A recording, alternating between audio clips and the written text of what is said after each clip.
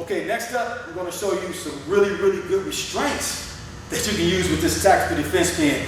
Great if you're into law enforcement, security, bodyguard, school teacher, principal, or maybe a parent. You need to restrain a child. You get in a situation where you need to get somebody under control, but you don't really want to hurt them really bad. So the first thing I'm going to use is I'm using that C-clamp.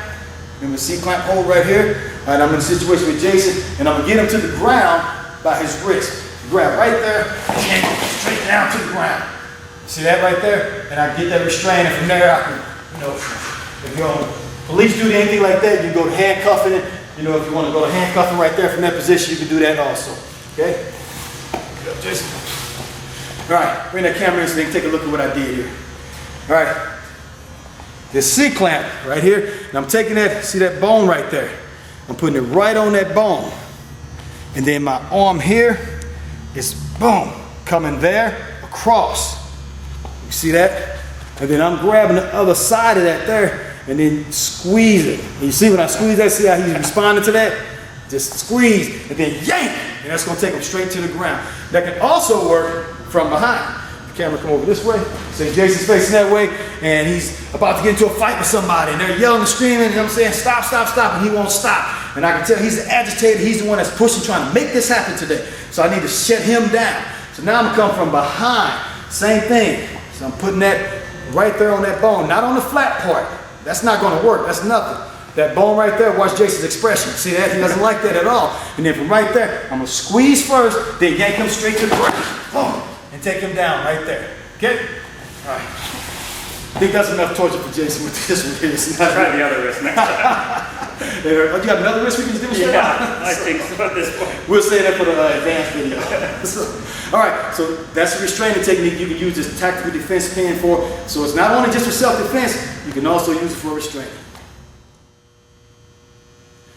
Another restraining technique that you can use with this tactical defense pen works great from behind. Use Jason here. And he's here and I need to get him to the ground. I need to get solid control of him. Okay? So I want to get a hold of him. And that's one of the things you have to be careful of when you're grabbing somebody, especially Jason's a big guy. You grab somebody from behind that's big, they got their center of gravity, they'll throw you through a wall, take you to the ground. It can turn out really bad for you. So you want to take that center of gravity from them, you want to give them a reason to want to do what you want them to do. So what I'm doing here is I'm coming right across here and driving in his chest. Sit down, sit down. There you go. And I'm talking to him and telling him what I want him to do. When I tell him what I want him to do, that's going to help me to get my job done better. But what I'm doing here, turn around Jason, I won't drill him again hard like that, is I'm coming across his chest. I call this the crossing guard. Just see this is like a crossing guard. Just remember the crossing guard? What do you call those?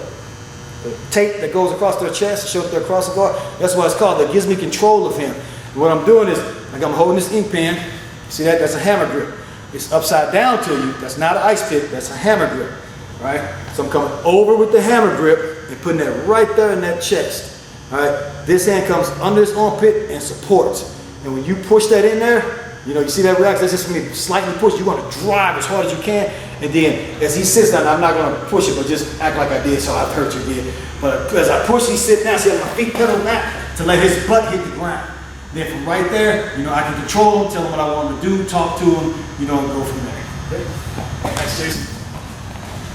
All right, and that shows you, another restraint that you can use with this tactical defense pen. Thank you, Jason, for sacrificing your body, for everybody else's learning, So remember, this is a great tool to use. You can carry it with you anywhere. Take it on an airplane, take it on the train, take it to school. It is an ink pen.